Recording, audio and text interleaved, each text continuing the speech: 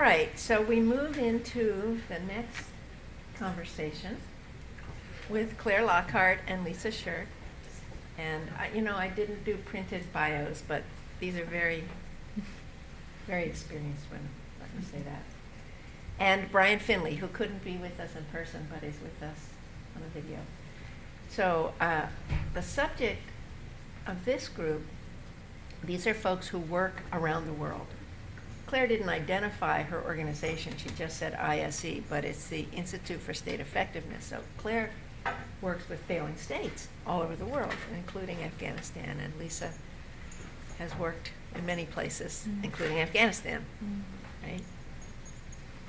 And Brian a lot in the Caribbean and other places. So we have some representative experiences here of folks who have seen the impact and the results of national security policy on the people on the ground around the world. And that's the view that we want to elicit today in this conversation. So let's just start with whatever is on your mind, on your heart and mind from arising out of our morning so far, and then we'll open it up to folks, and then we'll listen to Brian, and then we'll open it up to folks more. You don't have to speak into it, it'll pick you up. Okay, well, but you do have to speak really loud. Well, it's a pleasure to be here. And as I listened to the discussion this morning, one thing that really came to mind based on our work on the ground is that citizens in the countries that are objects of focus are sometimes the best systems theorists and practitioners themselves. Because at the village level or in a neighborhood, they understand the interconnection between security and finance and employment. They understand if the young men don't have jobs, there's going to be a security problem. They understand if the finance system doesn't work and the army doesn't get paid, there's going to be a security problem. So we find, and certainly the way that we do our work on the ground, is we start by interviewing citizens as stakeholders. We interview journalists, youth groups, teachers, and we find that they have a far better definition of the context and the problems and the root causes, often than any of the big grand needs assessments that the big organizations come in with.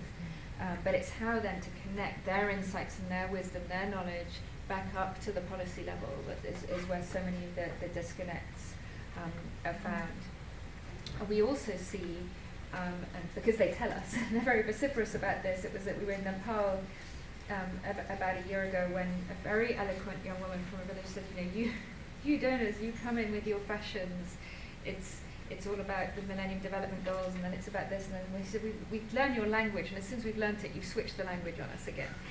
So we also see, and that's a more humorous example, but of course a very severe negative consequences on these people of when we get policy wrong. And I'll give just one short example of this. The Millennium Development Goals, wonderful goals, and they've done a great amount to sort of harness aspiration and focus our attention on big gaps and needs around the world. But one of them is that primary education is a goal. Now, who can argue with that? I, too, very much agree that every girl and boy should be in primary education around the world, and in the 21st century, if we can't solve that problem, who are we? But the consequence it's had on the ground, and I've seen this happen again and again, is that the teams from the UN and the World Bank will go to a country and say, right, until every last girl and boy is in primary school, no child will go to secondary school. And so they make the government, and I've been in the room where this has happened, defund all education over the age of 11, not only from donor money, but from their domestic revenue. So fast forward 5 years, what's happened?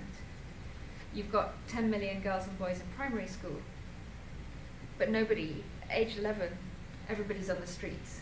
So what are the consequences of this? Where's the next generation of nurses and teachers and engineers and accountants and lawyers, but bricklayers? Where's the next generation of people going to come in to run their own country? They've been disempowered, they've been marginalized. Who comes and gives them opportunity? It's the criminal gangs, it's the madrasas, it's the poppy industry.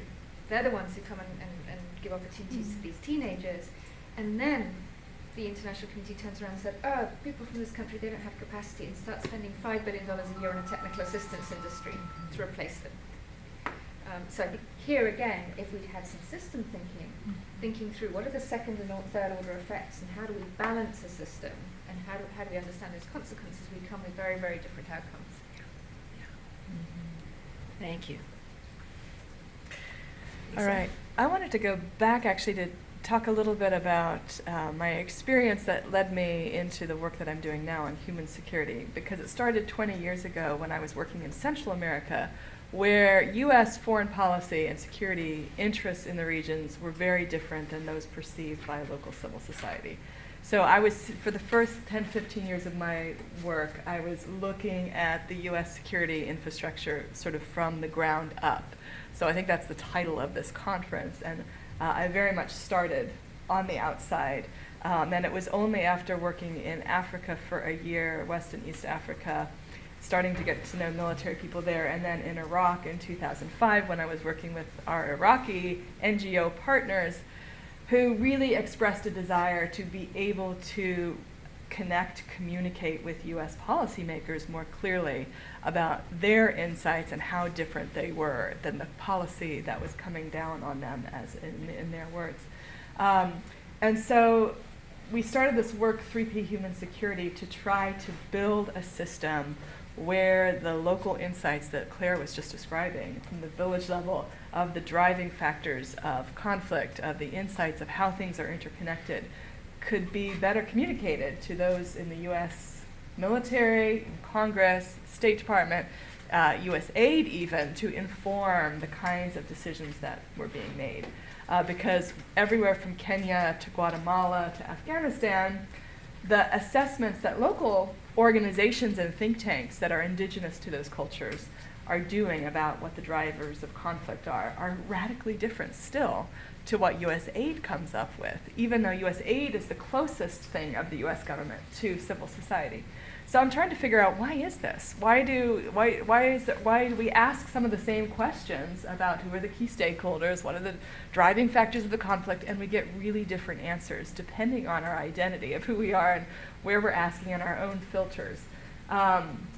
So started working in Afghanistan with our Afghan partners, who are Afghan NGOs who've been doing peace building there for the last 20 years, very experienced mediators, negotiators, doing all kinds of reconciliation work across the country.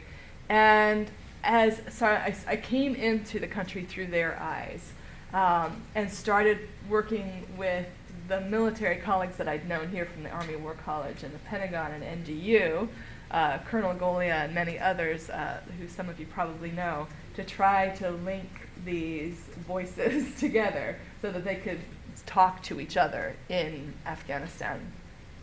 And what I started realizing is the whole system is fragmented.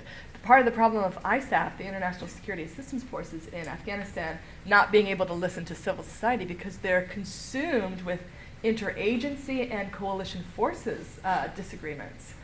So the British and the Americans and the Italians and the Germans, there's a real sense of tribalism within NATO, and a lot of tensions between the groups. So the tribes of NATO being imposed on the tribes of Afghanistan and all the internal divisions. And the more you push into it, so I was trying to organize a civil society military dialogue, a day where we would just map the tensions between Afghan civil society and the military. And as I started working within ISAF headquarters there, they said, well, we can't call over to IJC, the operational part of ISAF, because they don't pick up the phone when we call. So you better call over there. And so soon I was sort of like realizing how disconnected everything was. So the operational side was different from the headquarters side of ISAF. And there's the tribes, the different countries within that were fragmented. So like just working within that system was incredibly complex. And of course, you know, the military people and U.S. aid people also had their tensions, and the State Department people, they're all, even within the U.S. government, they're fragmented, and much of their energy is just consumed trying to figure out that interagency, whole of government piece. So civil society, forget it, it's a nice idea, but how could we possibly connect with them or listen to their point of view? But then civil society is also fragmented, and I realized that one of the biggest divisions is between all the international NGOs, very large, Mercy Corps, Oxfam, World Vision, Catholic Relief Services, and all of the local Afghan NGOs. And as I started putting this dialogue together, the civil society military dialogue, I realized that the international NGOs had never met the local Afghan civil society leaders. So 10 years out, the ones who are doing the same kind of reconciliation and development work in civil society had never met each other. And so there was also this sense that the international NGOs were coordinating with each other, and that was about all they could handle. So this cognitive threshold of how many people can you communicate with and try to coordinate with. Last week at the National Defense University, there was a conference on lessons learned on stability missions in Afghanistan, and I spoke on a panel, and the theme was, it's too big to succeed. We talk about the banks being too big to fail. Well, the mission in Afghanistan was too big to succeed. We don't have the infrastructure, the communication channels. Many of the principles up here for a functioning system, a complex system to work, are not in place in Afghanistan. And so I argue, actually, it's kind of made things worse in a lot of ways. There's so much more complexity put on top of the tensions within Afghanistan. So even just looking at trying to have a peace process with the ethnic groups, with the Taliban, Karzai, all the divisions within Afghanistan, when you layer the international community's complexity and then the regional complexity of Pakistan, India, China, all these other, I mean, it's destined to fail without an infrastructure for systemic communication, problem solving, goal setting together. So that's, yeah, my fascination with this conversation is because I think, when we were talking about this, it's an organizational development problem more than anything else. It's not that these problems are impossible to solve, but we don't have the architecture, the infrastructure for the Pentagon to listen to civil society, for, to connect the pieces of this system who have insights into what's happening so that we actually get better policy. Mm-hmm.